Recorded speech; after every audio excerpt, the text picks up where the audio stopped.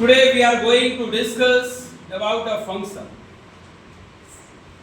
in C program. What is function? पहले तो हमें जानना होगा, first of all we must know about the function. Function होता क्या है, function का प्रोसीड्यूर क्या है, function कैसे काम करता है. तो अगर हम एक वर्ड में बोलें तो function is a set of routines. Function is a building blocks. By the help of function we can divide multiple programs. By the help of function we can make a building blocks. यानी अगर function ना हो, एक बहुत बड़ा अगर हम programme लिखते हैं, if यदि we are going to write a big programs, तो क्या होगा, फंक्शन एक और भी प्रोवाइड करता है, that provide a reusability. Function क्या प्रोवाइड करता है? What provide? Reusability. तो अब फंक्शंस में क्या है? We can say function is also classified into different types. Number one, predefined functions. Number two, user-defined function. Predefined function you know very well. आप लोग जानते होंगे, भली बात इससे परिचित भी होंगे. जो हमारा printf है, printf आप हम लोग यूज करते हैं, scanf, printf, scanf, printf, ये हमारा क्या है? Predefined functions. ये क्या है? Predefined functions. किस तरह का फंक्शन है? Output function. scanf क्या है हमारा? यह भी प्रीडिफाइंड फंक्शन है, बट किस तरह का फंक्शन है? हमारा input function.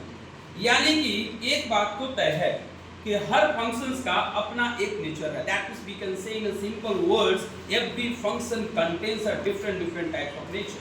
Suppose if we use a printf function for use output, if we want to take an input from user, we will use a scanf function.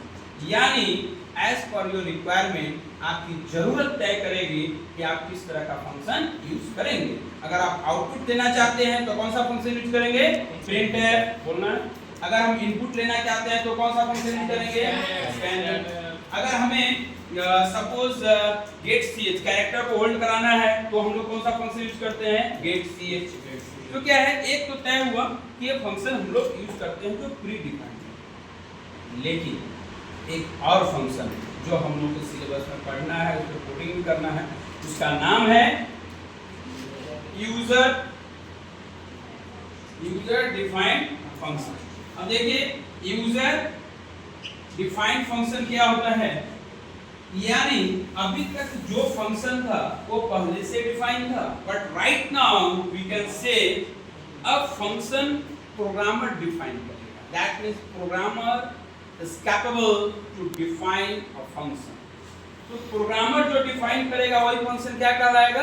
User defined function. लेकिन क्या programmer direct define कर सकता है क्या? नहीं. अगर programmer चाहता है खुद का फंक्शन क्रिएट करे तो उसके लिए क्या करना होगा? You must use a reserve keyword that is called void. क्या यूज करेंगे हम लोग? void. By the help of void हम लोग क्या कर सकते हैं? फंक्शन का इस्तेमाल. सपोज हमने void लिखा. अच्छा, मेन में हमारा किस तरह का फंक्शन है? मेन हमारा किस तरह का फंक्शन है? प्रीडिफाइंड.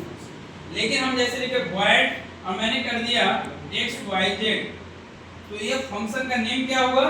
xyz. लेकिन किसके थ्रू बनाए? यूजर इसको कॉल कर सकते हैं. कॉल करने का तरीका क्या है कि फंक्शन जो आपने बनाया उसको आप पैरेंथेसिस के अंदर सेमीकोलन कर देंगे तो ये फंक्शन कॉल हो जाएगा. सबसे इम्पोर्टेंट और एक सबसे महत्वपूर्ण फंक्शन. अगर जैसे सपोज अभी तक क्या था? यस लास्ट अभी तक क्या था? हर प्रोग्राम के लिए, फॉर एवरी प्रोग्राम, प्रत्येक प्रोग्राम के लिए हम लोग एक अलग अलग फाइल में कोडिंग करते थे.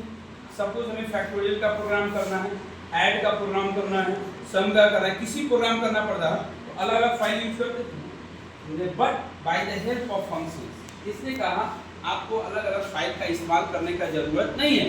You don't need any type of file. आप क्या करेंगे? एडिटर एक होगा, ए सिंगल एडिटर में आप मल्टीपल प्रोग्राम को लिख सकते हैं.